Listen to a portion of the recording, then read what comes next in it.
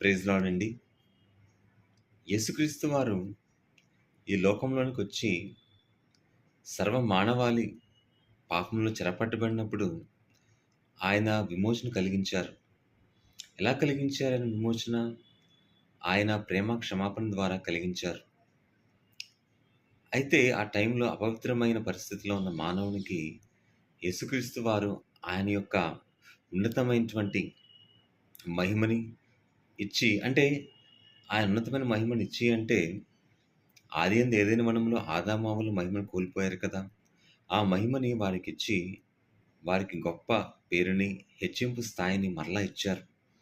కాబట్టి దిగజారిన స్థితిలో మానవులందరూ వెళ్ళిపోయారు పాపం వలన, పాపం చేయడం ద్వారా. అయితే మరలా యేసుక్రీస్తు వారు తన్ను తాను సిలువ మరణానికి అప్పగించుకొని, ఆ స్థితిలో నుంచి అందరిని పైకి లేవనెత్తి గొప్ప రక్షణకు పాత్రలుగా చేశారండి. ఆమేన్.